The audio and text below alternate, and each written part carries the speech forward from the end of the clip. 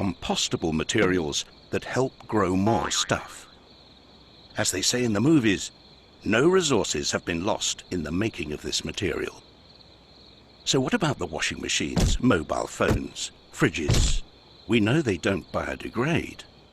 Here, we're talking about another sort of rethink, a way to cycle valuable metals, polymers and alloys so they maintain their quality and continue to be useful beyond the shelf life of individual products. What if the goods of today became the resources of tomorrow? It makes commercial sense. Instead of the throw away and replace culture we've become used to, we'd adopt a return and renew one, where products and components are designed to be disassembled and regenerated. One solution may be to rethink the way we view ownership. What if we never actually owned our technologies? We simply licensed them from the manufacturers. Now, let's put these two cycles together. Imagine if we could design products to come back to their makers, their technical materials being reused and their biological parts increasing agricultural value. And imagine that these products are made and transported using renewable energy. Here we have a model that builds prosperity long term. And the good news is, there are already companies out there who are beginning to adopt this way of working. But the circular economy isn't about one manufacturer changing one product. It's about all the interconnecting companies that form our infrastructure and economy coming together. It's about energy. It's about rethinking the operating system itself. We have a fantastic opportunity to open new perspectives and new horizons. Instead of remaining trapped in the frustrations of the present, with creativity and innovation, we really can rethink and redesign our future.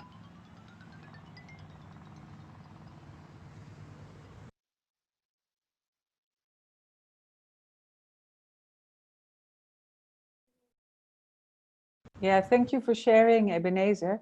I would like to introduce Marijn Tinga.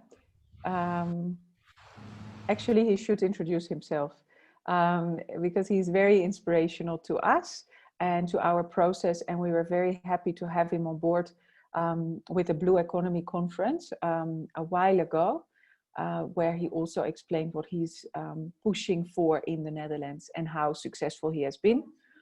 So please welcome Marijn Tinga. Good morning, everyone. Great to be here. Thank you for having me. And like Karin said, I was in Nairobi, I think it was 2 years ago at the Circular Economy Conference. So I was very fortunate to be there, and that's also where our connection lies. My name is Marijn Tinga, plastic soup surfer, and what we do is we battle plastic pollution here in the Netherlands mostly, but also in Europe. And one of my first battles, let me quickly share my screen here. One of my first battles was against plastic bottles like these. Can you already see my screen shared? No, you can't. Let me give it a go. Here we go. Share. Here we go. Small plastic bottles being littered in the Netherlands, 75 million a year. 75 million of these small plastic bottles being littered each year. And we have a population of around 16, 17 million people in the Netherlands. And of course, there's a solution to this to prevent these small plastic bottles from being littered, and that is deposit return scheme. So you have to pay a little extra, a small deposit, say 15 euro cents, and then you have an incentive to bring it back to the stores. So that was what I was battling for. What I did, I built a board using those. Let me go, next slide. I built a board using those 60 of those bottles, and I surfed that for 200 kilometers across the North Sea from the Netherlands to England. So that's 200 kilometers across the North Sea. I built this board for that. But this expedition, this record attempt, was not because I wanted to have a line in the Guinness Book of World Records.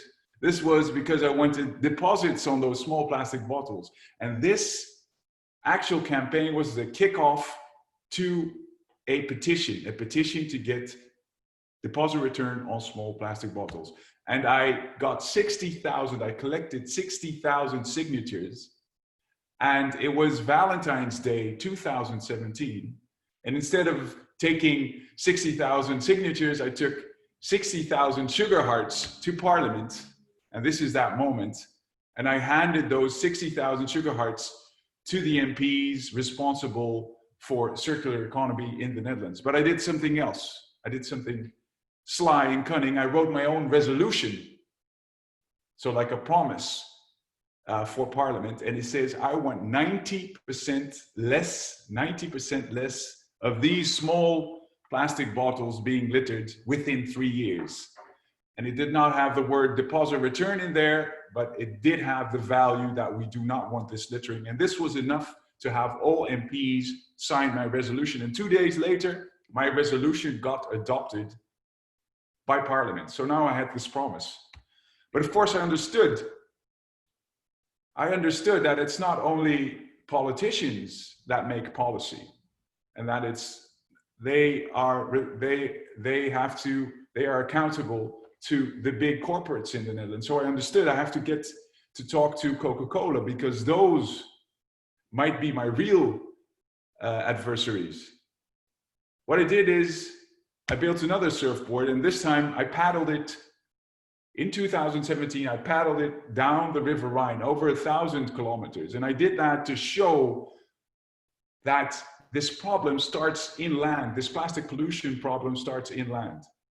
And it's not a problem. I mean, the problem of plastic pollution does not start in the oceans or in the river mouths. It starts inland. So solutions should be found there as well. And this project was called From Source to Sea. And what I did was I collected plastic trash I found in the river. And later, after this, I went back upstream from sea to source, to the source of that material, of that plastic pollution, which are the companies. So I took a bailiff, and with a bailiff and a formal notice, you can see the bailiff is on the right, and this is the CEO of a big supermarket chain in the Netherlands. And we got to talk to all these CEOs and also the CEOs of Coca-Cola, Heineken, all of those with my bailiff going to their offices. And this was a huge campaign, a huge public campaign on the Dutch television and in Dutch media. And this worked very well to just find what the interests of the producers were in this very complex logistics of deposit return. And just 2 weeks ago, we actually had, this is 4 weeks ago, sorry. 4 weeks ago, we had the official decision that we will have deposits on small plastic bottles in the Netherlands from next year on. So that was a great success, and this really helped influence that. Why is that deposit return so important? Well, like Karin said, of course, it all has to do to stop littering, but also to make sure that you have a high recycling content. Because recycling, before the step of recycling, you have sorting, and before sorting, you have collection. You have to make sure you get your materials back and that they're clean. This is the Netherlands. This is all plastics being collected, put in one big dump, and then asking these collectors to sort it out again. And then of course it's very dirty and you can only downcycle it. And that's the great thing about deposit return. 2 more slides. Of course, what I hear a lot is producers. I talk to big supermarket chains, Unilever, and they always say our products are 100% recyclable, which is great, of course, recyclable in potential. But of course, for a sea turtle, it doesn't matter whether he's biting in recyclable or recycled plastic material, or whether it's compostable. The point is, it should be collected. This is the waste stream that is not collected. That's what plastic pollution is about. Cleaning up has been a great focus over the last few years, but that's an end of pipe solution. We need to go from seed to source. We need to find solutions at the source.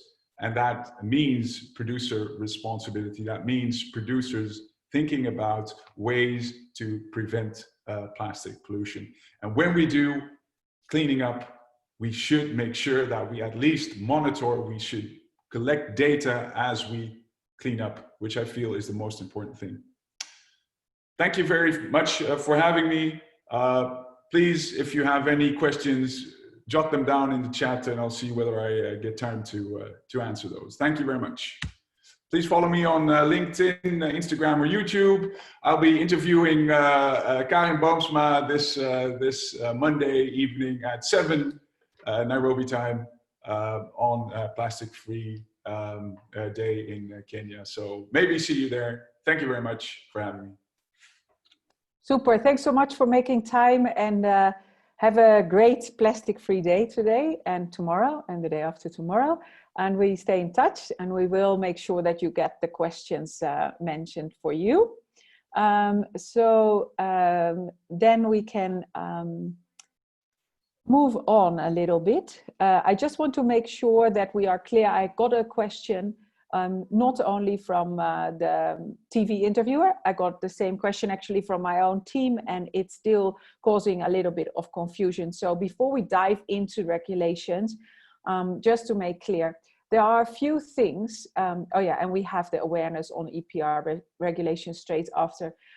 We started actually in Kenya to speed up this whole discussion on plastic management, plastic waste management, based on the plastic bag ban. So our carrier bags, they were banned. And although that was expected, the government never followed through, and then suddenly they did, and it was a fact. And that woke everyone up. Now with the bans are put in place for waste that is not properly disposed, and that causes a lot of environmental issues that we can't manage, especially in public areas. So what happens in Kenya, what happened, the plastic carrier bags cluttered and blocked a lot of drainages. It was all over.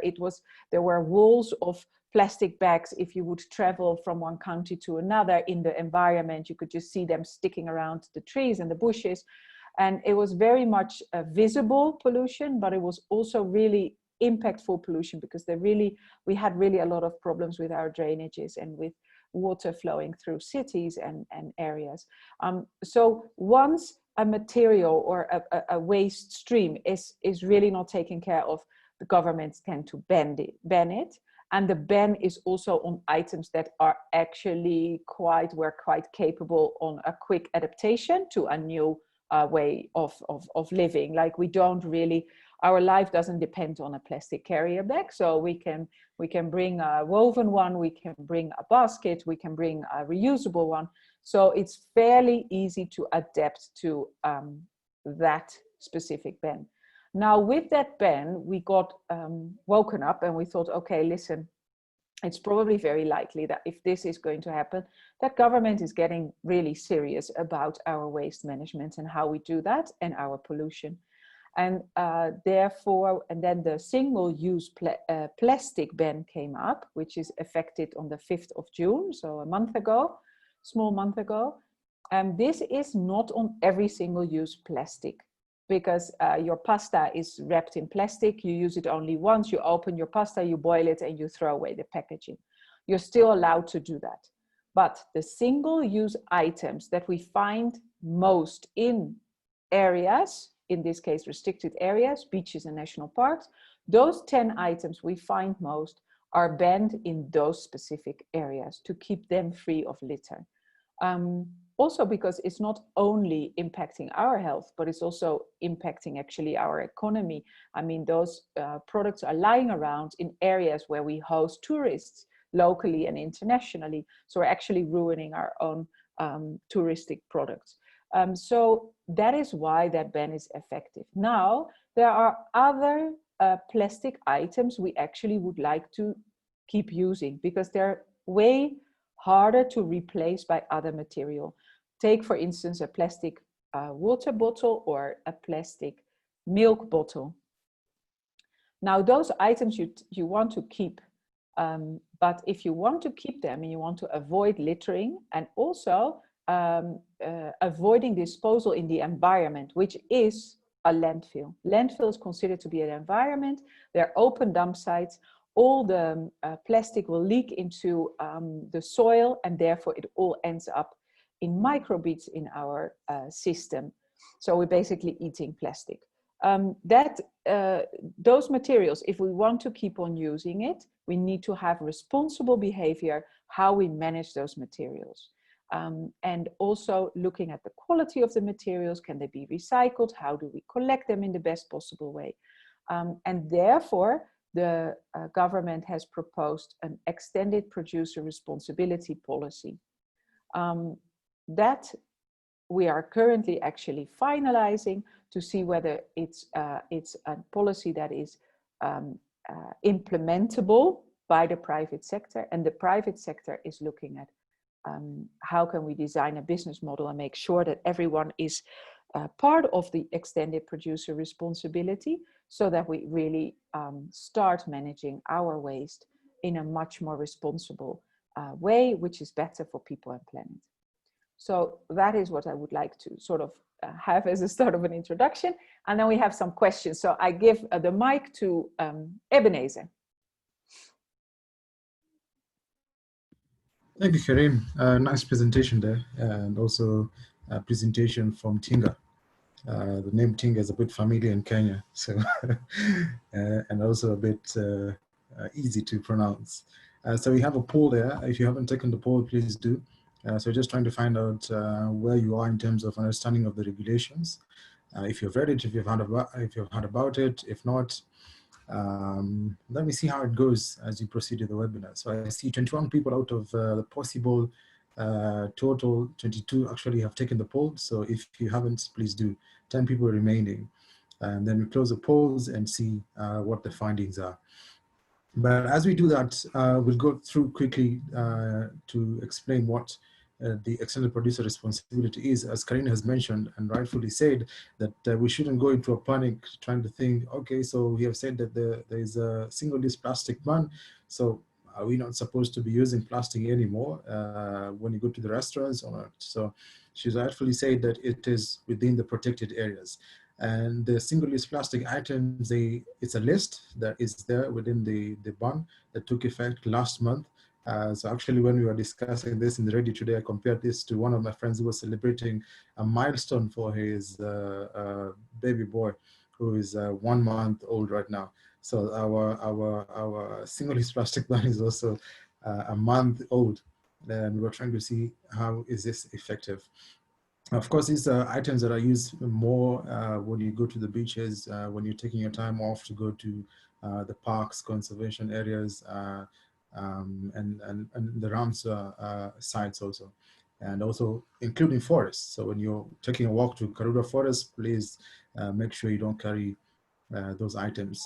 It's the cups, single-use plastic cups and knives, forks, the holder for the earbud, the butt for the cigarettes. If you're a cigar person or cigarettes person, please don't go with it to Karura Forest.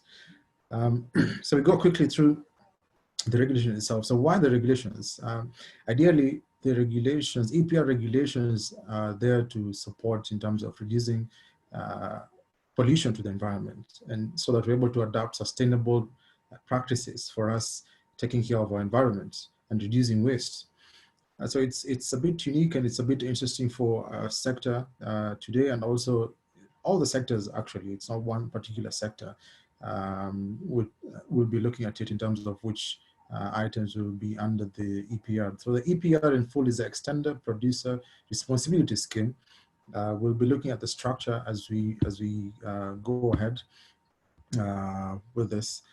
So we have the obligation of the extended producer responsibility. So every producer, so in this case, any person who brings in an item into the country, imports, and is also manufacturing a product. So that means they're introducing packaging into the market. They are responsible for this item beyond the point where the consumer is using it, right? So it means we are factoring in the costs of the environmental impact of a commodity into the pricing. So in this sense, we mean that if you introduce a package into the market, you're responsible for it up to the point where you dispose of it and you try and bring it back to recycle the product. So making use of it entirely. So I'm also seeing some questions coming in.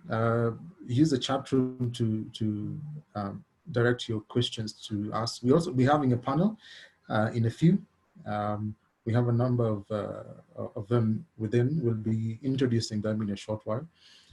So feel free also to make sure that you raise your questions. So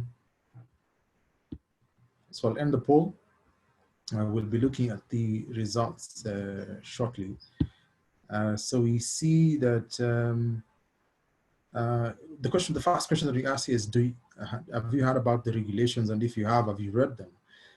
So 39% of you said that they have heard of it and they have read the regulations. 18% said they have heard about it and attempted to read. So attempted to read probably skimmed through the documents, looked at a few of the pages. 29% said they've heard of it, so they've heard of the regulations.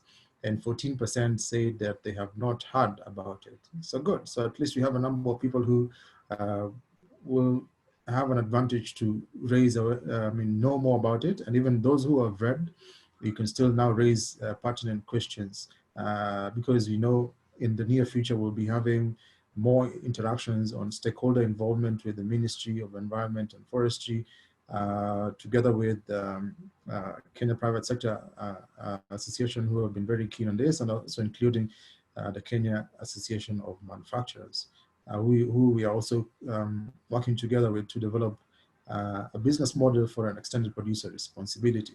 We'll be touching on this as we proceed.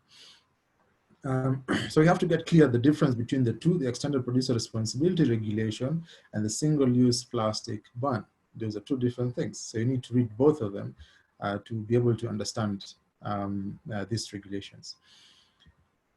Moving ahead, the items that are covered in the EPR are items that cause health risk or pose a health risk to us, and also costly in terms of when you're looking at recovery, trying to take them out of the environment, and also the quantities involved. If I give an example on the list on the single-use plastic ban, you'll find that these are the items that mostly cause, we don't think twice about them, we just litter. Use them once, you throw it away. For example, if you go to a joint and you have your coffee, what do? You throw it away. You don't reuse it. But if you had a refillable bottle, let's say if you're taking water, you'll be using it several times. That means you're reducing on the amount of waste that is going into the environment. We have two different categories in terms of the extended producer responsibility. But in terms of registration, we have a company can have their own individual registration and will get, they will be registered by the authority. So the authority in this case is NEMA. Or they could be on be part of the larger membership of an extended producer responsibility, which has a number of members to it. Sorry. So as I said, the approval goes through the authority, which is in this case NEMA, and it takes, the approval is for a period of 4 years. They also have to have the financials ready, a plan that is ready, and also showing the organizational structure. So the regulation says that there's going to be one producer responsibility organization per waste stream. Okay, so therefore it means that you won't be having too many PROs in one particular waste stream, which is a good thing in terms of I mean the structure and also how they operate. So what are the obligations of the PRO? So the PRO are supposed to execute the EPR obligation on behalf of its members. So its members in this case are the producers and any institution that introduces a product into the market. So the fees in this case, in terms of registration for individual compliance scheme, it's 5,000 and an annual registration of 10,000, and the same for the other PRO, which has a scheme that includes other organizations. So it's 10,000 registration and 10,000 annual registration fee. The exemption here is for members who demonstrate effectiveness in terms of managing their own waste. So they'll be exempted. But we have two phases where we have the mandatory phase the voluntary phase and the mandatory phase. So we start with the voluntary phase and go ahead to the mandatory phase where each producer will be required to join a PRO. So some of the products that are included here that will be under the PRO, including packaging materials, agricultural farms, batteries, oils, metals, textile, tires, vehicles. So this is a list if you have a look at it. At this point, we'll be moving on to the next phase of our webinar. We'll ask you to keep involved, and also we'll be throwing in some of the polls for you to give feedback. And we encourage you to also chat so that you can get some of the questions if you need clarification on any particular area. So as a finish off, this is just the general PRO governance structure where we have the Ministry of Environment and Forestry, which is the lead in terms of how the structure looks like. And then we have the National Environmental and Management Authority, which I refer to as NEMA in this case, which registers the PRO, either be it under an individual scheme or under where producers come together to join a larger scheme. And then you have the National Tribunal on the side, which handles any disagreement that the parties will have in this case. So the call to action here is to begin our plastic, reflect on our day-to-day activities and ask ourselves, are we part of the problem or are we part of the solution? So you can go into our website, that's www.sustainableinclusivebusiness.org. We have a course there, a crash course in terms of circular economy. How do you understand the concept of circular economy from linear economy? And there's also a trend report just showing what is happening in the country.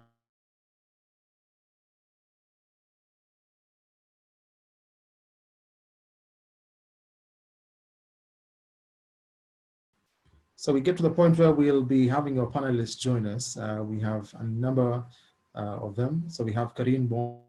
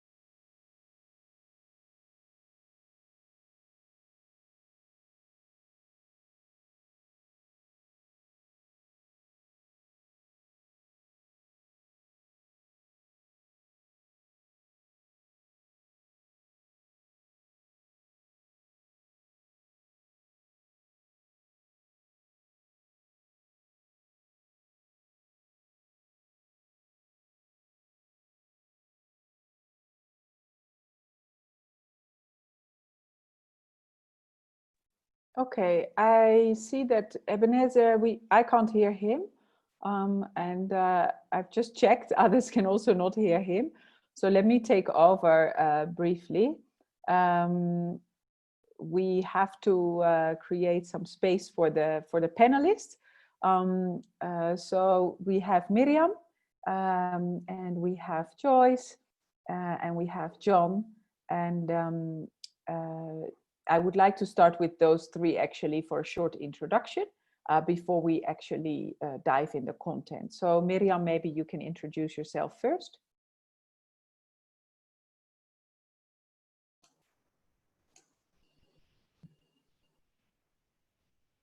Thank you, Karine.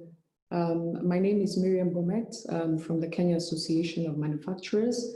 I'm the Deputy Head of our Policy and Research and support our sustainability efforts within the unit.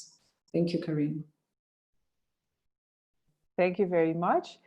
Joyce, karibu. Asante, Karine.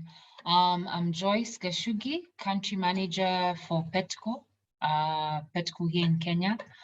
We are Kenya's first voluntary producer responsibility organization that is mandated to manage the collection and recycling of post-consumer PET bottles. Thank you very much. So very important to have both of you in this room. John and then Thilo. John first. Good morning, everyone. Good morning, Karine. Good morning, everyone on the call. My name is John Kabuye, currently the Acting Chief Executive Officer of the Kenya Green Building Society. It is an organization that's transforming the built environment towards sustainability. And also, as a practitioner, I am a green building consultant and at the same time a zero waste and circular economy consultant. Thank you. Thank you very much. And then John, we switch to Thilo. Thilo, are you currently in Kenya or you are actually in Germany? So currently I'm in Kenya. Thank you, Karen. Okay. So my name is Thilo. I'm working for the German Chamber of Commerce, heading the Competence Center Energy and Environment. Just to put it briefly, currently we are working on behalf of the Kenya Association of Manufacturers, together with a German specialist company called Cyclos. We are drafting a business plan for a producer responsibility organization that can then be enacted and really do its part for improving the EPR scheme in Kenya. Also in the audience, my colleagues George and Valerie, who are also listening. Great. Happy to have you on board. As what we are doing currently collectively is, I think, a huge step into changing waste management and material use in Kenya. So I think it's quite a bold move forward. So we like to discuss and start with this discussion. Let me see if Amadi is back. Are you back to? Yes, I am. Yes, I am, Karine. You are. Sorry. Okay. Okay. You can take your role back and be the moderator for this panel. Sorry for that. So ideally, I'm not so sure where we have reached. I don't know if everyone has introduced themselves. I was going yes. introduce Miriam. So great. So we'll be starting our discussion today, and I would like to bring in John into the discussion in terms of looking at the circular economy bit. I know you are keen in terms of you also representing KGBS and also looking at construction. How does circularity come in terms of construction? Taking note that now we are also observing the International Plastic Free Day. Okay, thank you so much, Ebenezer, for bringing me into this discussion, especially on matters to do with the circular economy. From the Kenya Green Building Society, and that's the green building movement, we look at circularity throughout the entire life cycle of materials.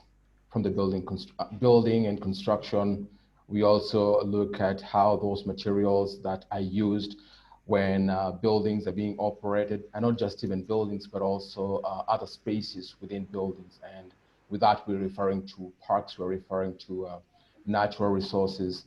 How do materials flow throughout this whole entire cycle from building and design through to operation and ultimately to the deconstruction or repurposing of that particular built environment? And so much goes in which we at the Kenya Green Building Society are trying to influence. For example, the design and construction stage, we try to understand how can construction materials be given an extension lease of life.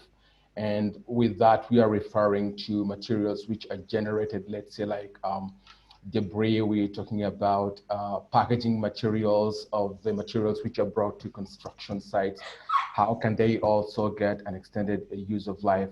And then when it comes to the use life of buildings and spaces, and with spaces, we're referring to neighborhoods and cities, there is enormous materials that actually flows. And this is where plastic in a big way comes and manifests itself. And the question is, how is it sustainably managed to the point that it's good for the environment, and at the same time, it's also good for the health of the people?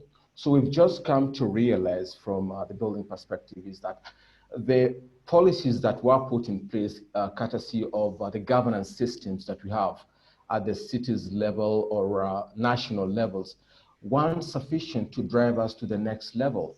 Populations are increasing at an exponential big numbers, and they won't stop. And at the same time, the land that's available to us to be able to manage our waste is also dwindling, and yet the numbers are increasing. So it's clearly no longer possible using the previous environmental policies to get into the future. So new forms of policies have to be brought in place, and they have to be experimented in cities. And cities, that's a place where we can be able to do this kind of experimentations, because they are big. I mean, they're big enough to be able to do so, but still small enough to be able to get meaningful impact. So that's how we see it. So we feel like a lot can be done through cities, through introducing fresh and new innovative policies. And at the same time, this is where we can also be able to change the minds of people who are actually using these materials. For example, when you go out there to the shop and you buy a product, most of the time, even if it's a soda, you think that you're buying a soda, but you're not buying a soda. You're also buying the responsibility of making sure that you dispose of the material which carried the product that you brought, that you wanted to consume. So what happens is that there is no communication between the producer and the consumer. So you have a consumer on one side and the producer on one side, and they don't agree. So there's a clash, and what happens? The material ends up being wasted. But when you have the consumer and the producer on one side working together, and that's exactly what the PROs are trying to do, is that you can be able to make sure that particular material doesn't ultimately end up in the landfill, because there will be a responsible or collective responsibility between the two, the producer and the consumer on one side, and the materials can be able to be utilized or disposed of in the right way, or given a fresh life in another form. Thank you. Yeah, Mr. John, you bring a very interesting observation there. I would like to hold your thought when you're going into the obligation of the PRO and pick up the point that you brought in on policy. Now, the focus also today is on the extended producer responsibility. Now, we also want to bring in Miriam Bomet, who is the Deputy Head Policy Research and Advocacy at Kenya Association of Manufacturers. The question that I would ask Miriam to also expound on is, what is the role of the governments to ensure that the PROs, the producer responsibility organizations, let me not use acronyms, meet their obligations?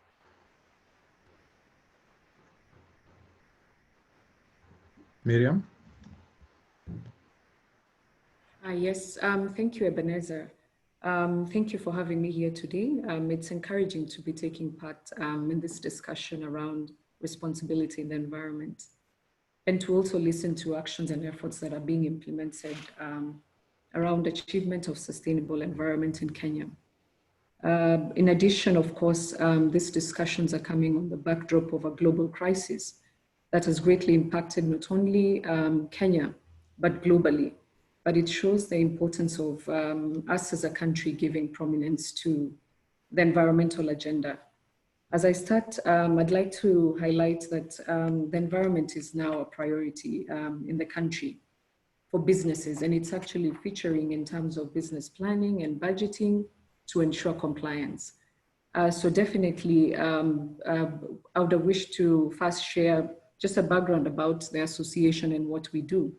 So Association of Manufacturers brings together manufacturers in the country and provides an essential link to support manufacturing. We continue to see governments prioritizing manufacturing as one of their strategies to ensure economic growth. And I talk about this because it's very important to understand the context of the manufacturing sector, and because it will shape how implementation of some of these EPR schemes are going to be in the country. So definitely the government is aspiring to have the manufacturing sector grow. I think we have the Big Four agenda that's seeking to get us to 15% of GDP. We are not yet there. We still have a long way to go. And definitely there's a lot of support that we continue to see, but a lot needs to happen too. So as I move to just laying a context so that I can answer your question, Ebenezer, one of the most important things that we need to understand is the shifting responsibility around waste management. A lot of people, and I'm sure the young people, would not believe us when we tell them that the waste management system in Kenya used to work. And responsibility was more on government.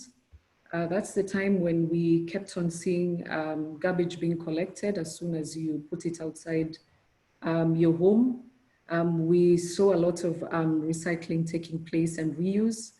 There were people who would, collectors who would come and collect items such as clothes in exchange for other items. We saw people collecting newspapers to reuse them and to have them for the recycling sector. So there was a lot going on, and that was in the 70s and the 80s. And responsibility was squarely in the government side, because they were able to produce, to support manufacture. They were able to support the waste management system, to control it, monitoring the processes such as collection, the transporting system, the treatment and disposal of waste. But of course, due to population increase and rapid urbanization, we've actually seen the waste management system in Kenya become very weak. It's been weakened, and it is inevitable because of growth in countries, and it must be strategically planned for it to be sustained and to have very strong waste management systems. So definitely in the last decade, responsibility on waste management was on government in Kenya and the local government. But now what's happened is that we've now seen a shift towards responsibility to businesses. Definitely producers started feeling the heightened pressure and demands from the public because of the weakened system, the weakened waste management system. So the first attempt by industries to take responsibility was when we saw industries adopting a model where they agreed to joint public-private partnership with government, where they agreed to pay some form of levy, which was supposed to be ring-fenced to support waste management in the country on plastic waste. Of course, this was not possible, again, because of demands that are always there. So what happened is that quickly industry realized that that kind of model wasn't working, and they had to demonstrate more of their responsibility. And this quickly led to now private sector and manufacturing sector leading the private sector to develop what we now know as the Kenya Plastics Action Plan. I'm glad we have AHK here as part of the panelists to speak about some of the issues, but it was now industry trying to take control and see which model is going to work in Kenya for them to be able to demonstrate responsibility because of the shift to government. So the plan was launched last year. The plan proposed introduction of extended producer responsibility schemes in the country. And this was supposed to be implemented through producer responsibility organizations. So we already have a producer responsibility organization, PETCO, and I'm glad Joyce is here. So all these efforts were still voluntary in nature. So what happened is that following the launch of the Kenya Plastics Action Plan, we have PETCO who will speak to the work that they are doing. Manufacturers of plastic also introduced a voluntary initiative known as the Kenya Extended Producer Responsibility Initiative, KEPRI, that was supposed to bring together all the plastic manufacturers to deal with plastic waste as a whole, because what was already in place was one producer responsibility organization dealing with one fraction of plastics, which is PET, and which PETCO is handling, and the other plastic products and plastic packaging needed to be addressed in the environment. So what happened is that currently there is, the process has been to develop a plastic business plan and a strategy plan, and which again, AHK are supporting, and together with SIB. So manufacturers within the initiative have been able to mobilize more than close to 100 companies signing up to the initiative and in readiness to form the producer responsibility organization that is going to deal with the whole waste stream around plastics. Yes. You also, I mean, that's quite an interesting, elaborate process in terms of what happened. You also mentioned that there is, of course, PETCO, and we have Joyce here with us. I would also want to chip in, how to chip in terms of explaining, of course, now we have the EPR regulations coming up, right? They're still in draft. We have stakeholders coming in to comment on which areas should we improve on. But they began before, way before we had the regulations, and even to the point where we will be moving from voluntary to mandatory, right? So the question I would like also Joyce to handle is, how was it for your company to set up and have companies register, noting that it wasn't mandatory for organizations to be part of it?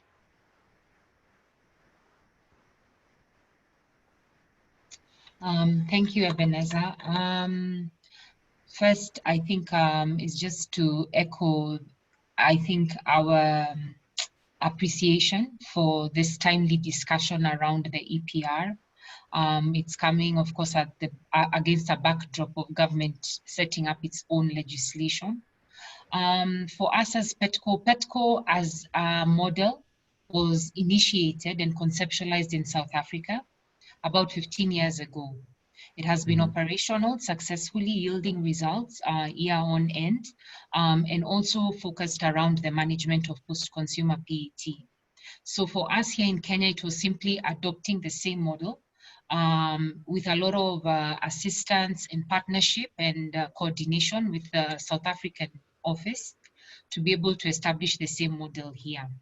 How has it been over the last 2 years trying to mobilize companies and entities to participate in a scheme voluntarily? It's been difficult. It's not been easy. And you find that we have, within our membership, you'll find that the companies that are participating within our scheme, we call them the coalition of the willing, are companies that have an elevated consciousness around environmental sustainability. And so you find the burden of responsibility for them. They have a clear understanding and they have actually put it within their strategic plans. For most other companies, especially our local SMEs and even some of our other local partners, companies that are converting or filling in PET packaging, you'll find that unless government actually whips them into shape through regulation, they're not willing to participate. So some of the reasons have been justifiable because, of course, there's the issue of data protection. There's the issue of how large can you scale up your operation without government regulation. And so there's a sense of apprehension by entities wanting to understand how big can this get without government actively participating in this. And so for us, the EPR regulations that the government has proposed and developed are coming at a time when it has become critical, because it is visible and everyone can see that the need to deal with plastic pollution is urgent. And so if we do not, as companies, step up our responsibility, then we'll find that we will be put out of business. So it's a question also of how do we survive? How do we keep entities running? These are valuable products that should not be leaked into the environment anyway. And so I think it's timely for government at this point to be able to establish a legal framework that can be able to guide the management of post-consumer packaging and specific to plastic. Thank you so much, Joyce. I mean, taking us through the process on how you were able to come in, and also looking at, I mean, each company trying to be responsible for the product that they introduce to the market. I've seen questions coming in. I'm so sorry when I lost connection. I also lost part of the chat, but I've seen Michael or Cham or on Chabo ask a question, and also a comment from Faith Ngige. We'll be getting to that in quite a bit. So if you have more questions, just keep typing them. Our panelists will handle them. Possibly one question that I will throw to Miriam, but you can think about it as you get to Karim, is that Michael is asking, do the EPR also govern any operations by the agrochemical dealers, manufacturers, from where we get large volumes of plastic bottles and bags in which the pesticides are packaged? So that is a question that I will ask Bomesh to think about. We'll be handling that in the next few minutes.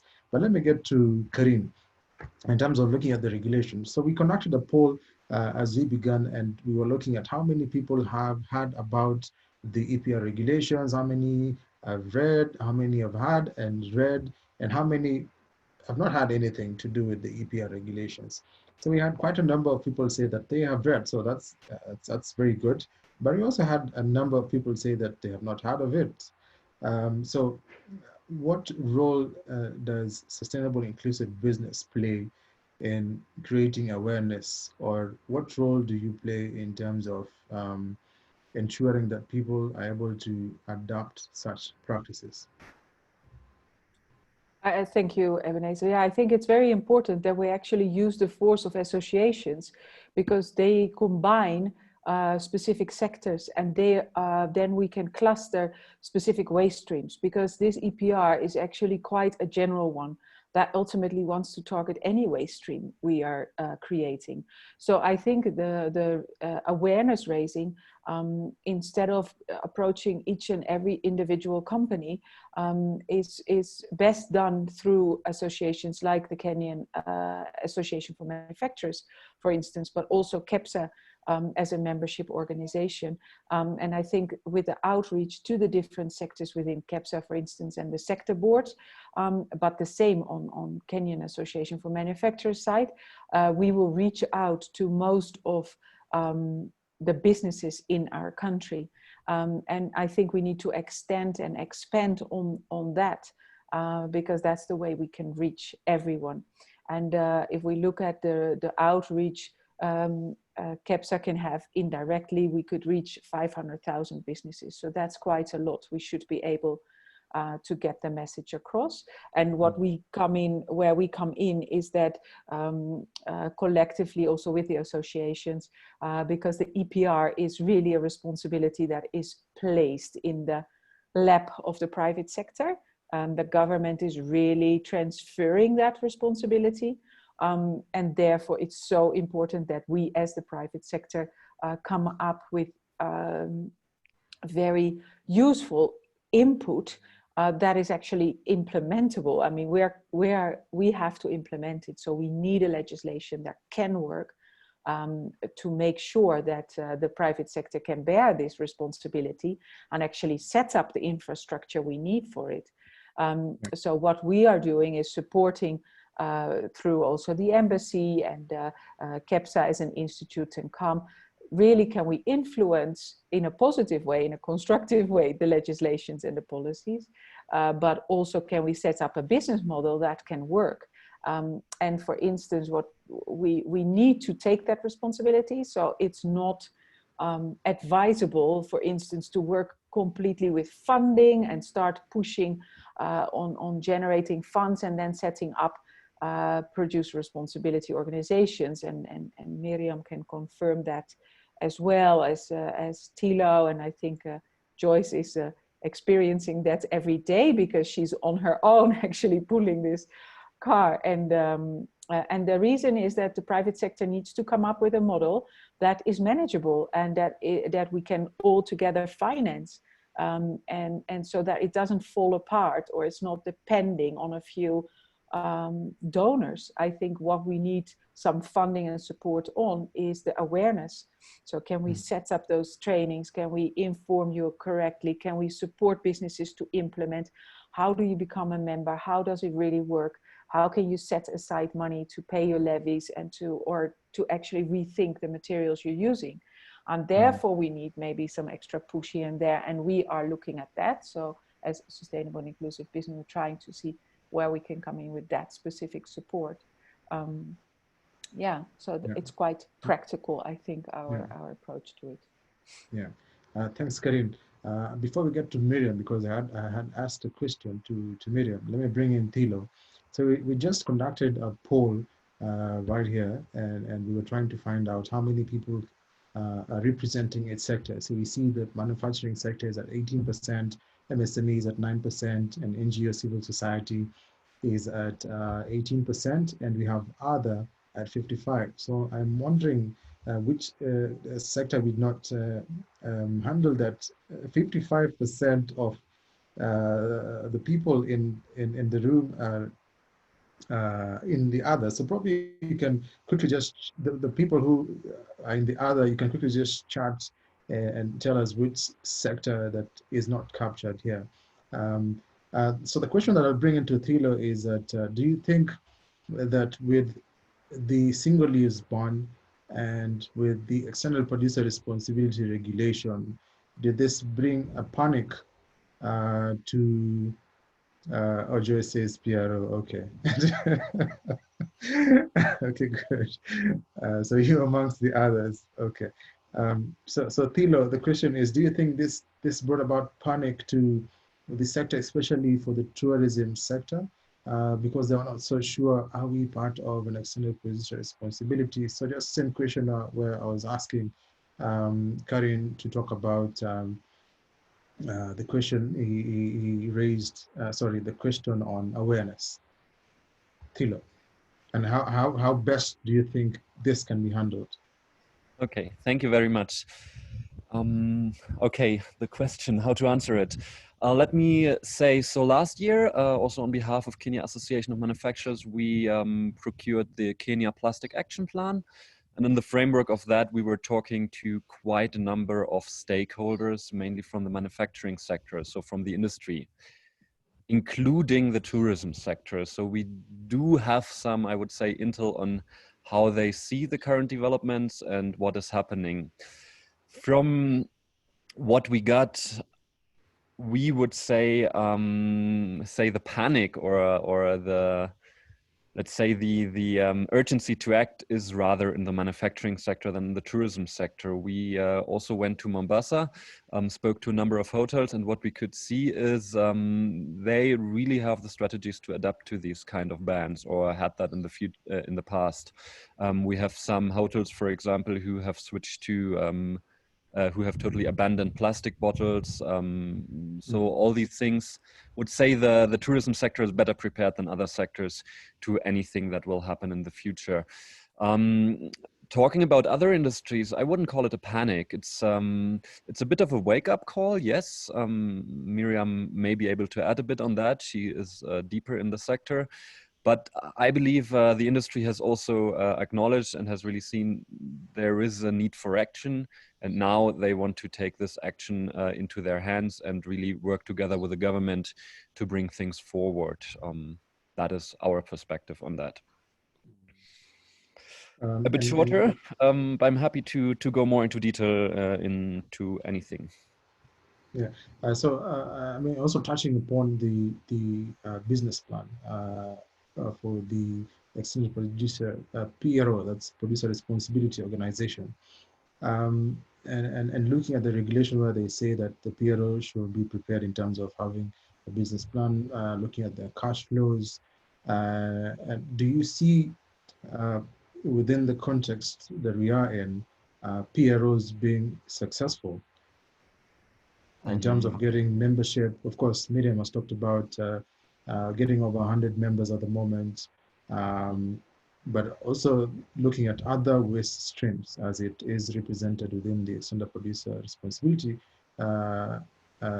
regulations. Do you see this model working for the different waste streams, or what do you propose different? Okay, so first of all, do I see it working? We, with our partners in Germany, we see it working in Germany. And if it can work in Germany, why should it not be able to work in Kenya? That is our perspective. Mm-hmm. So let's say we are in the process of giving a bit of a guideline, explaining our experiences in Germany to Kenyan stakeholders. And then they need to make it work, in our opinion. And I am positive that it will work. A bit more in detail to the regulations. Of course, we have a perspective on that. What we criticize about the current draft regulations, you want to kill like 20 birds with one stone, and that is difficult to achieve. In our opinion, it would be best to start with a sector where there is also most urgency. In our opinion, that is the plastic sector, and then see how it goes there, and then step by step cover other sectors. The government wants to be a bit faster, which is understandable. Nevertheless, we believe step by step would be better, and really like test concepts and see how it works, and then cover more with time. Thilo, criticize is a strong word. I don't know if you want to switch that to recommend, or you still want to stick with criticize. Recommend, certainly. No, please don't get us wrong. We really appreciate the initiative the government is taking. Just from our, call it expert point of view, sometimes the pace could be a bit different than it is. Yeah. But recommend, certainly. Okay, thank you, Thilo. So I see other people who, like, for example, Simon Lee Bafu says he's from the media, Mike Mika Mwema, mining, John, built environment, other, so and also Peter Manyara, intergovernmental organization. I believe we had NGO, civil society, Peter there, and William Abere says agriculture, classified as mining, Owen, telco, and of course Joyce PRO. Now we go back to Miriam, and we had asked a question that Michael Ochabo had asked, and his question was, do PROs also govern any operations by the agrochemical dealers, manufacturers? So that's the question, Miriam.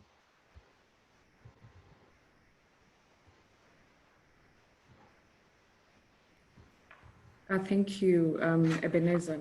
In terms of supporting other sectors like agrochemical, they are part of the association manufacturers, and definitely the PRO would support their plastic packaging and plastic products that they have. So definitely it's included as part of the PRO. Ebenezer, I wanted to speak to the issue that you had raised on government's role, which I think is very important to highlight. So government has a very important role to play within the EPR initiative, and also in terms of regulation of a PRO. So one of the most important things is incentivizing the EPR schemes and the EPR and the PRO's operations and the waste management systems. It's very important for government to do that so that they can create a lot of investments within the waste management value chain. We've seen government has done that already. There's recycling incentives, fiscal incentives that have been put into place. Definitely a lot has to happen to address some of the challenges that we are seeing within the waste management system. But I believe it's a continuous process and a journey that we need to continue. The other important role of government is to organize collaboration. Organize collaboration in terms of government itself, between the national and the county government, and also within stakeholders who are supposed to play parts within the EPR system. So it's the non-governmental organizations, it's the private sector, it's government working together. And of course, we've seen that even within government collaboration has to be supported, especially because waste management has actually been decentralized to county governments. So what we've seen is that government has acknowledged that, and they've developed the National Sustainable Waste Management Bill. I think the policy has been passed, and the purpose of these policies is to actually support this coordination and collaborations that we are talking about. So we are looking forward to seeing a bill being passed and now implementation of the policy that was adopted by the cabinet. Of course, institutional capacity strengthening in terms of infrastructure, human resource, financial support is very important, because this is what the EPR schemes will depend on. Government's support in terms of setting standards around waste management and all kinds of issues. And these are some of the gaps that we've been able to identify. Lastly, of course, it's the issue of co-regulations with PROs. Through implementation of the voluntary PRO that we have and the EPR initiatives that we are running, we actually realize it's very important for government to co-regulate, and we've seen that now with the draft EPR regulations that they are proposing. It's a form of co-regulation, because the EPR and the PROs must be industry-led, and they have to be allowed to organize themselves, but there must be some form of accountability through the system, and to ensure that it's able to realize what it's set out to do. Because what happens is that if there is no co-regulation, especially in the Kenyan context, you'll see a lot of free riders who will try and get out of the system.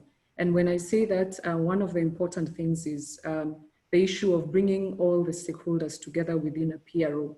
So you must have your producers who are manufacturers, you must have the users who are the brand owners, and you also have to have importers. And it's very important. One of the groups that is usually left out are importers. So the government will focus on local manufacturers here, forgetting that there's a lot of import that is coming into the country in form of plastic. And as you're aware, we are actually on a trade deficit. So a lot of the products that come into the Kenyan market are imported products. So that has to be looked into. I think one of the other last issues on the policy and regulation. Very important for government to put that in place. First, to assure investments within the waste management environment. And the other thing, of course, is to give a predictable way of regulation of efforts of the PRO. And it must work hand in hand with other policies. So this EPR draft regulation that is there must be supported by other regulations. For example, the chemical regulations, you have e-waste policies and frameworks that need to be put in place. So it's very important that all those issues are put into place. So thank you for that. Thank you, Miriam. Now, you talked about chemicals manufacturers being part of it. Now, let me bring also Karine into the discussion. So that was part of the question that Michael asked. His second part of the question that he asked is that he understands that there are collection centers in the country to facilitate collection and recycling of such waste. I believe these are plastic bottles and packages that he was talking about. So Karin, what mechanism are there currently to collect plastics? And how then can businesses like, for example, I believe Michael is part of, link with them so that they're able to dispose of their waste in a proper manner? Yeah, thanks. Was there a specific waste stream he was pointing at? Sorry. He just talked about plastics, talked about plastic bottles. So, okay.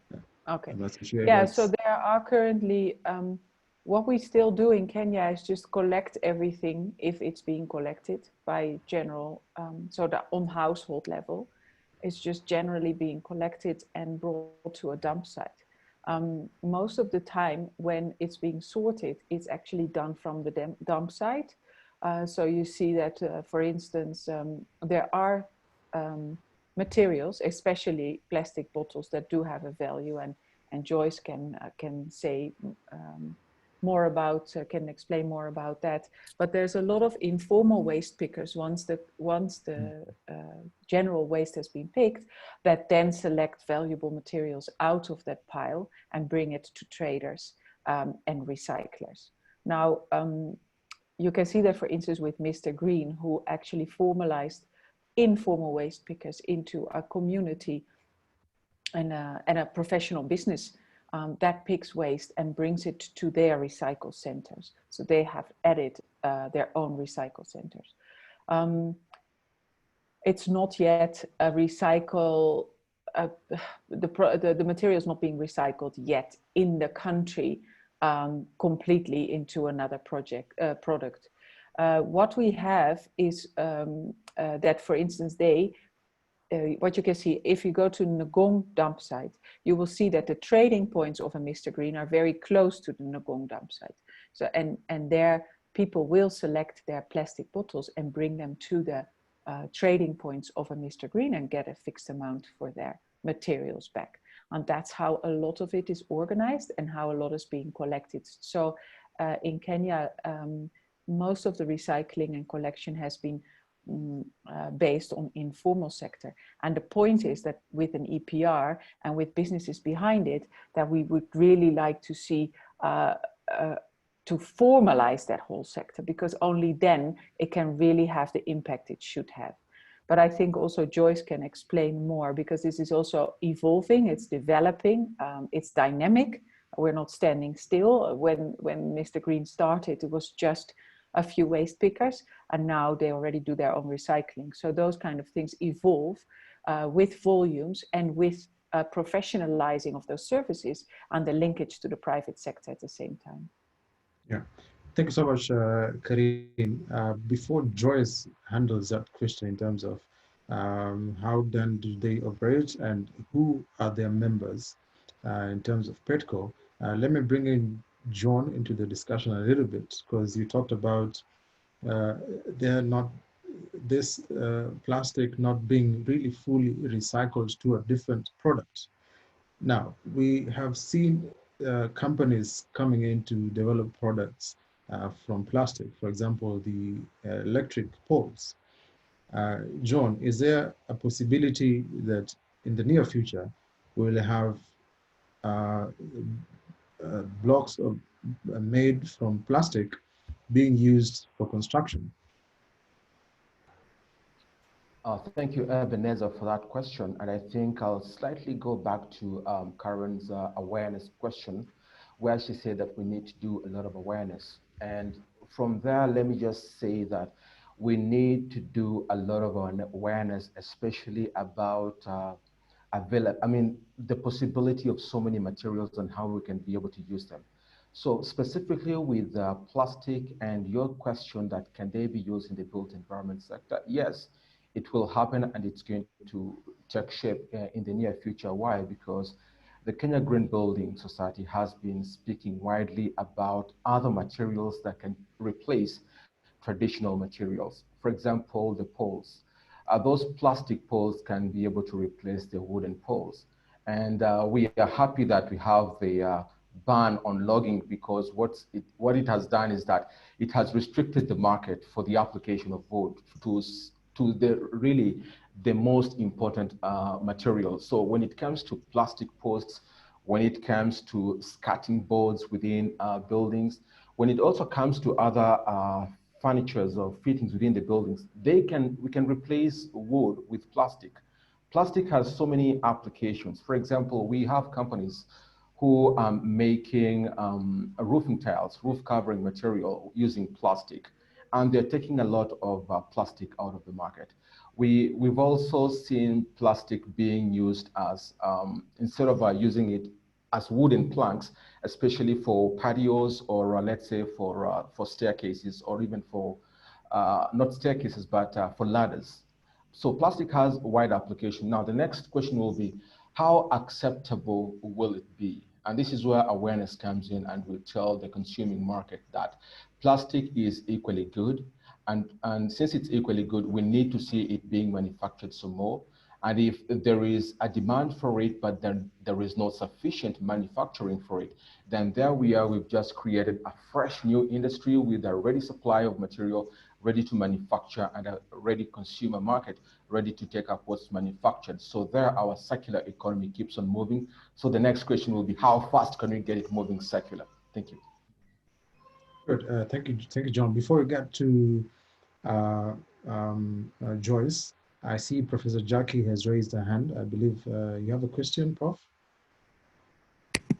Yeah, thanks very much. I'm sorry, I had a power cut, so I could only come in halfway. So I may be speaking across everyone here. One of the things that in the slightly longer term, of course, is our use of plastic still brings us head to head with fossil fuel use.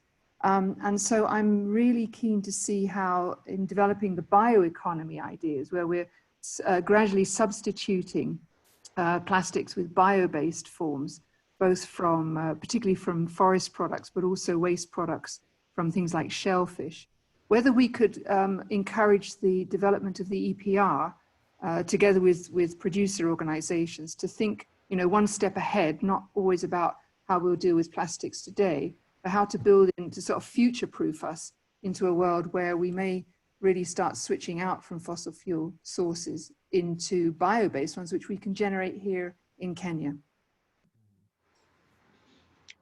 Thank you, Prof. I'll let Karine.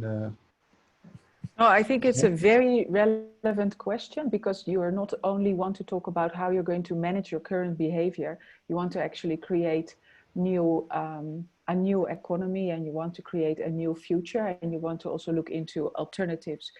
I do think we have to bring that discussion up to speed very quickly, because we don't know that much about the alternatives and the bio-based materials yet.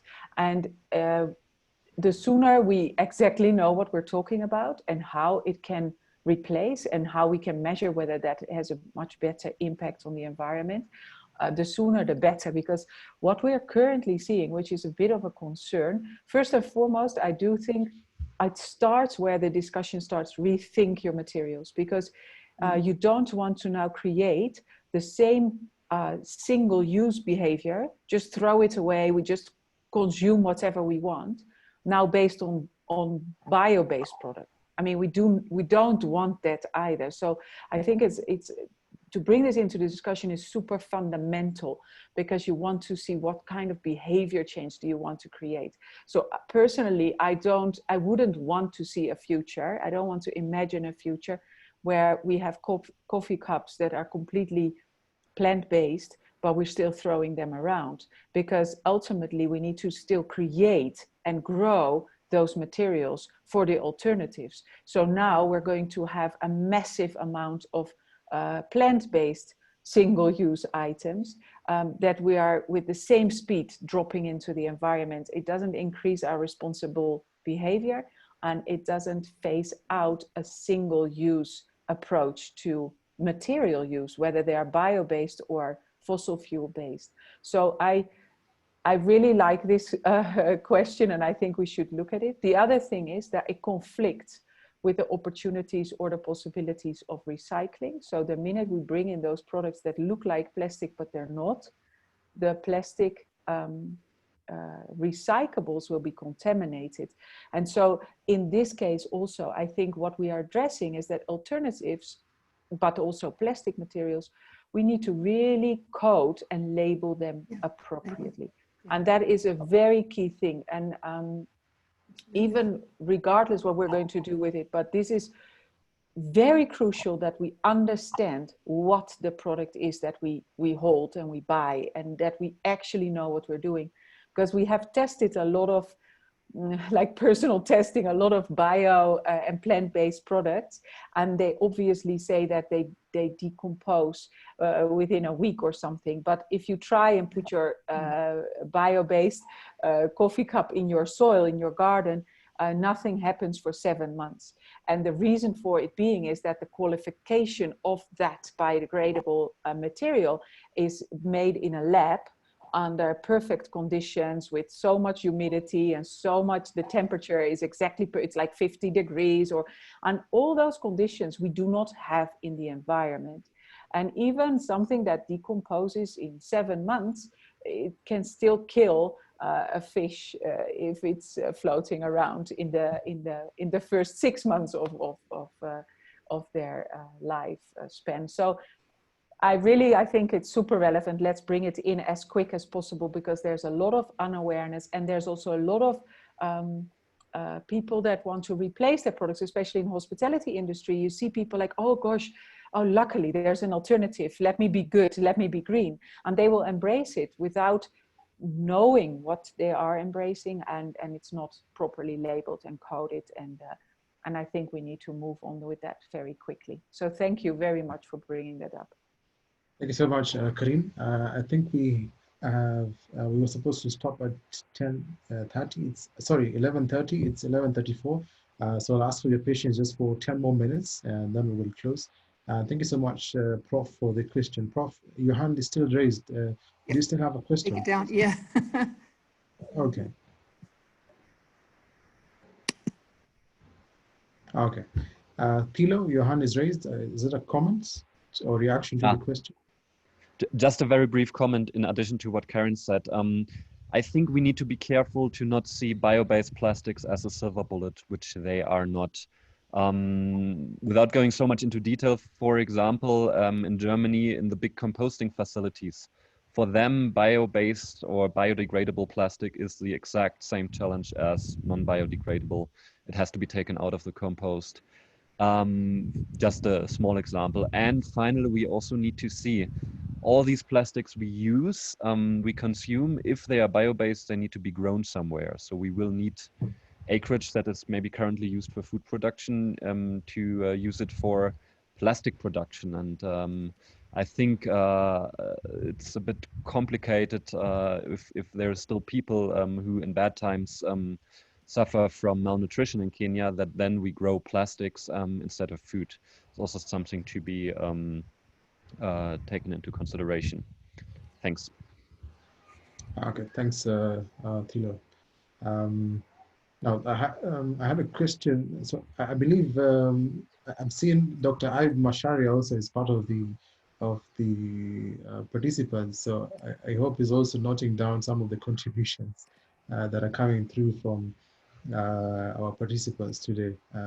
Dr. Ayub. Yes, Ebenezer. I'm saying I hope you're noting some of the observations or reactions or contributions. We called it recommendations from our participants today. Yes, I've noted. Okay. And I also hope that the notes will be circulated. Yes, for sure, for sure. Just a quick question to you, Dr. Ayub, in terms of, because today we are also capturing and understanding the extended producer responsibility. So beyond the drafting and also coming to the conclusion of the regulations, are you as a ministry looking at raising awareness? Because when we started the webinar, we began with the question, have you heard about the regulation Have you read about the draft regulation? Have you had and read the regulation? And we had a number of people who have done both, which is heard about it and read. And we had a few people who have heard about it and are tempted to read. And we had about 18% who have not heard about the regulation. So is there efforts by the ministry to also raise awareness on these regulations and also the previous single-use plastic ban that came into effect last month? Yeah, good questions.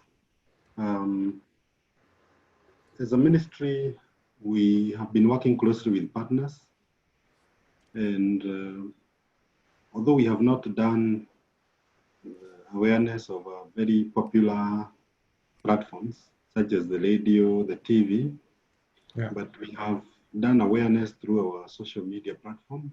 We have also published an advert in the papers requesting for people to submit comments on the extended producer responsibility regulations. And also the same has been captured by the newspapers, and they have published articles on this regulation. And the key player here is the private sector players, that is KEPSA and CAM, whom we have been working closely with. And there is that agreement that they inform their members even to submit comments, because they will be the ones who will be mostly affected. They are the producers of the products that are subject to the regulations.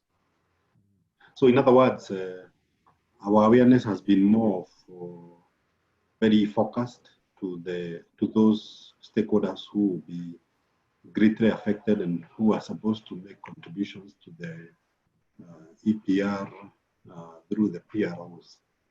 About the single-use plastics also, we have been working closely with the Kenya Wildlife Service and Kenya Forest Service. They are the main players in this regulation because they are the ones in charge of forest conservation areas and the national parks and game reserves. And I have evidence to show that they have been creating awareness to people about the ban on entry of single-use plastics in our conservation areas. But we also thank the media, both the social and also the newspapers, because they have really picked that issue, especially when the effective date, when it came on 5th of June, there was, that space was very active with awareness that from now on, people will not be going to the parks with single-use plastic. So I can say that there has been substantial awareness that has been created. Okay, thank you so much, Dr. Ayub, for giving us in terms of what the government has been doing in collaboration. So what I picked out is this is a partnership also with the private sector, and the ministry has also been keen to raise awareness and also bring in the stakeholders so that they're able to give their views, recommend changes, and this is a process that is ongoing, I think up to September. So thank you so much, Dr. Ayub. Professor Jackie also mentioned that she has been part of an assessment. So we'll also be eager to receive the findings of the assessment, Professor Jackie. So you can channel it through us and we can disseminate it to other participants and also the public at large. But you can also reach Professor Jackie if you will wish to connect with her. She's a professor at Stratford University Business School. I saw a hand up, so let me just take one more comment from, I believe it was Peter from IECN. Did you have a question or a comment? Yeah, mine is not a comment. Hello, I'm Peter Manyara from IECN. I really like to appreciate the organization of this particular event, very informative and very educative. Maybe I would just like to take this opportunity to say that I think I picked out that the issue of policy, I think, was one that kept recurring from the feedback from many of your panelists. And if you allow me, I think the last week of this month, July, we'll be organizing a webinar, and I think we'll engage to invite the stakeholders within this particular call, because it will delve around the scoping study that we've done on different policies in Kenya and the extent to which they address plastics, marine plastics, and also provide feedback on the survey that we did on policy priorities from within Kenya. So at least keep that in mind. Thank you. Thank you so much, Peter. We'll be in touch as we have continued working together to be able to invite within our network the participants to the webinar that you are planning for. Before I bring in Miriam, there was a question asked to Joyce in terms of who are the members of PETCO and how does it operate in terms of collection of plastics. There was also a question asked that Mr. Green only works in particular areas. How do we scale up this approach to collect waste within the remote areas where possibly we call it mashinani? Thank you, Ebenezer. So first, let me start by just giving you a background to PETCO, our membership. So we represent the obliged and like-minded entities or individuals that are either using, importing, or are selling products that are packaged in PET packaging. So our membership currently includes 14 members. These are the obliged members, and then we have, this is our core membership, and we have associate members who are waste collectors and recycling entities. Our core membership is made up of 14 members. We have Coca-Cola, we have Unilever, we have Biofoods, Bidco Africa, Myers Water, Highlands, we have Naivas Supermarkets, Tusky Supermarkets, we have Almasi Beverages, Coca-Cola Beverages Africa, as well as Mazuri Water. So with that membership, it represents about 60% of what is produced with respect to PET in the market, largely because a good chunk of those members are actually converting their own packaging for themselves. We have established a network of 14 recyclers who we work with. Through our due diligence, we are able to engage them, contract them annually based on the targets that we set out alongside the Kenya Association of Manufacturers and the Ministry of Environment. For instance, last year we had a target of 5,000 metric tons to recycle 5,000 metric tons, but we were able to achieve 7,700 metric tons, which is about 300 million bottles, PET bottles. How we do this is through the network that I have talked about. We provide a subsidy to them that they are able to purchase these bottles for slightly more than is the market price, which is then directly transferred to the waste collectors. What that did is that it spurred the increase in collection from about 1,000 metric tons in 2018 to what we saw last year. So the collection centers are still an issue, and this is one of the things for us as PETCO. We are saying we really welcome the EPR legislation, largely because we need a lot of resources to deploy an adequate number of support systems to waste collectors across the country.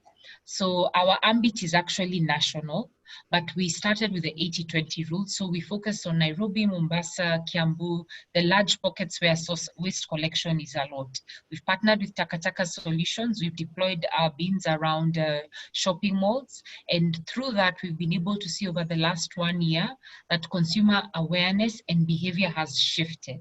So we've begun to see a lot of consumers who are previously just depositing their waste any which way within the segregated bins are now more elevated, in the sense you'll find more PETs going into the PET slot, more glasses in the glass slot, and to the point we have actually reached where consumers are now calling us to ask if we could deploy more bins in different areas. So we are trying to seek other strategic partnerships over and above Taka Solutions, Mr. Green, with other waste collectors to be able to deploy the SIB, in other regions across the country. Thank you so much, Joyce. I believe that question was from Owen Ombima, and also Richard Kainika says that awareness is also a problem. So with allow me just to give a few minutes, like 2 minutes to Miriam, to highlight some of the lessons learned in terms of coming up with the EPR. And then we will be able to come to a close. Karine will be able to close the webinar for us. Miriam? Thank you again, Ebenezer.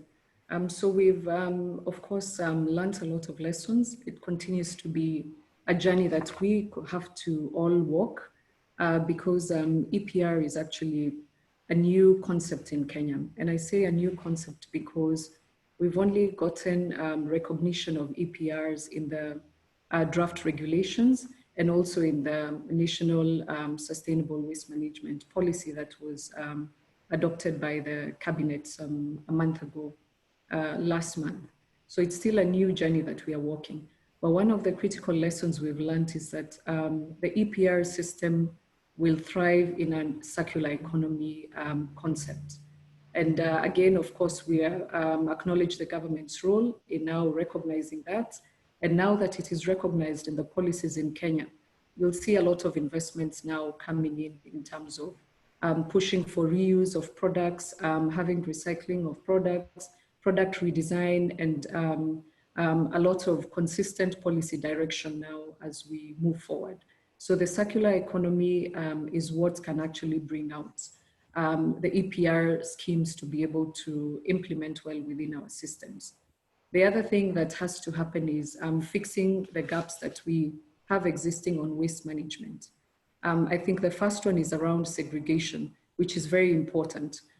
Segregation at household level, segregation at the landfills. And what segregation does is that it pushes and creates value for waste. It avoids a lot of contamination. And for example, what Joyce has talked about, the collection of PET bottles. If we don't segregate some of our waste, we are unable to get more value and more value to the waste entrepreneurs who are trying to formalize and make sense of the waste management system in the country. Lastly, the other issue is about the ease and cost of doing business, which is very important for all the waste stakeholders in the country. So the waste investment environment currently needs a lot of support so that we see more people investing in collection, we see more people investing in segregation, and a lot of the processes that must happen within the system. And for that to happen, it must make business sense for everyone. So there's a lot of duplication of roles between the national and the county governments.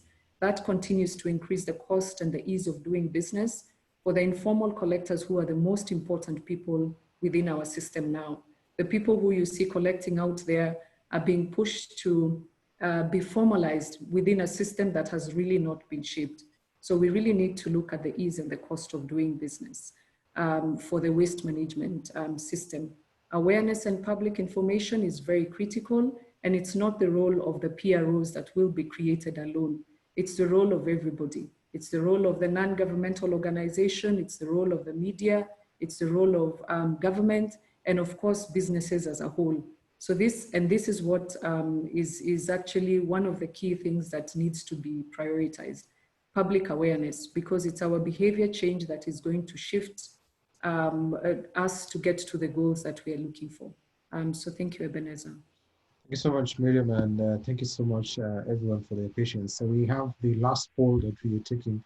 So the question is, did the webinar meet your expectation? We still have, if you haven't taken the poll, please do.